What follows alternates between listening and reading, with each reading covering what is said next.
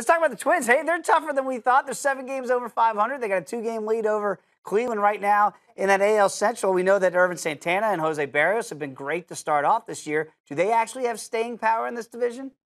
Well, they're tough right now because of their manager, because of his toughness and the era that he played in, and he just happens to be in the Hall of Fame. Right. Paul Molitor. He knows how to get these guys to perform. Last year they were terrible. The year before they were good. So now he figured things out and getting these guys to overachieve a little bit. But I don't honestly think they have the staying power.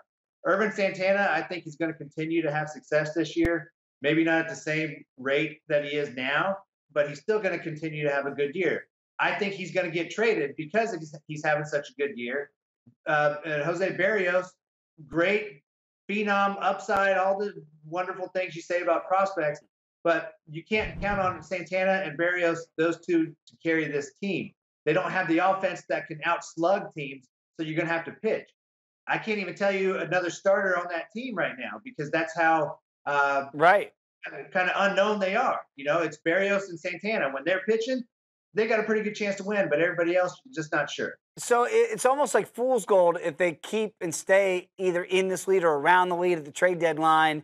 And then, like you say, they could move a Santana, but then people say, how could a first-place team move their arguably best pitcher that they have, right? Because it would send a weird message to the fan base, like, I get it, we're winning, but we almost don't trust our own self to continue to be in this spot. How do you do that? Because it seems like a real touchy message you'd send to that fan base in Minnesota. No, it is, and I think that's a great question. But the reality of it is that by the time the trade deadline comes, pretty good chance Cleveland and Detroit are going to be a lot better than what they are now. Right. I mean, they're not that many games out of first place. You know, I think it's 3 or 4 at the most. Right. So by the time the trade deadline comes, just reality is telling me that Minnesota Twins won't be lasting very long. Yeah. And, you know, I read that somebody tweeted something today about our 2004 Reds team. And of this very date, we had the best record in the National League. Whoa. So, yeah. But guess what? We ended up, I think, in probably 5th or 6th place. Oh. So because reality set in. You know, we overachieved for the first couple months.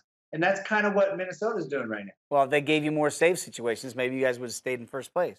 All-time Reds saves leader. No, that's why we didn't stay in first place, because I had too many of them.